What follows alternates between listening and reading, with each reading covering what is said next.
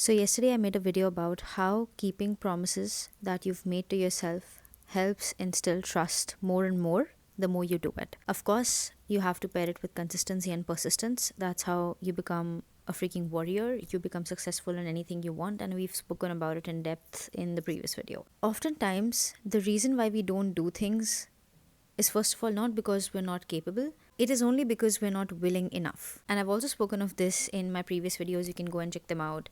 It's just a matter of willingness and not capability, because we're all able, we're all capable, and it's just a matter of a desire and acting on that desire. Oftentimes, we focus on the process of getting to the thing rather than just focusing on the result.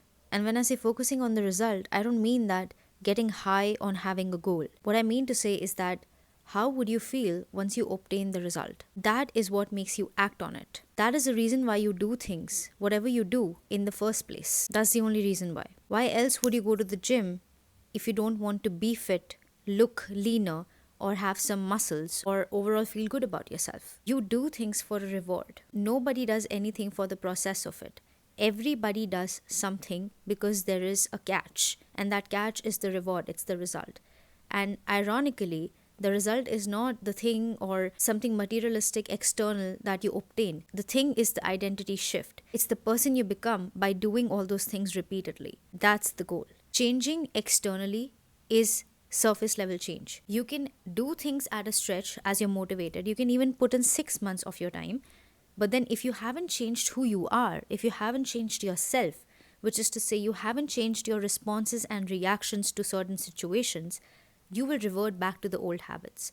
The only way to do things in life is to remember the feeling that you would get once you obtain the result. Stop forcing yourself to fall in love with the process, because the process is going to suck. I saw a really cool video. It's actually by the same person who talked about how having potential sucks because you're never going to act on it because it just inflates your ego. He has been making content for a long time and it still gets uncomfortable. He still gets scared. And then, of course, after taking action, clarity came. He realized that it was never about getting comfortable. It was always about making peace with the discomfort. The discomfort is an inevitable part of life. I myself am almost a month into doing this, and I still get scared. I still get self-conscious. I still doubt myself. I still sit and wait for ideas to hit, even though I know that they're just gonna come on their own, and it still happens to me. And this is such a small fraction of my life that I'm talking about. I'm almost 22, 23 videos in. I haven't missed a day. Very proud of myself, of course. I've been posting consistently on Instagram as well. It still happens to me. And I feel like I've kind of made peace with the fact that it's always going to happen. So I'm not going to fall in love with the process. What I am going to do, rather, I would simply accept that, yeah, the process is in fact gut-wrenching and it will always be. Because if you think about it, if you start lifting weights and you start with, let's say, 2 kgs, for a few weeks you're at 2 kgs, then you amp it up to 4, then 8, then 16, then, you double it basically. It is going to hurt. Gym is never not gonna hurt. It is going to hurt. But the upside is that you're also getting stronger. That pain is making you stronger. So if you think about the process, you would never want to do it again because it hurts. Why would I want to hurt myself?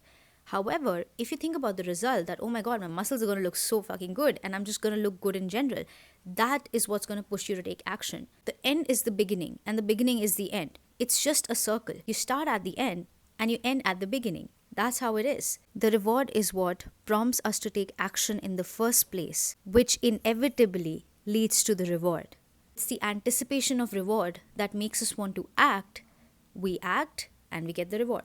That's literally how life works in every single situation, based on my personal experience. That is the reason why my main focus is to just give my best every single day. Giving my best is very subjective and relative, of course, to each of us. You have to recognize for yourself that what is giving your best looks like and act on that accordingly. That's my 2 cents.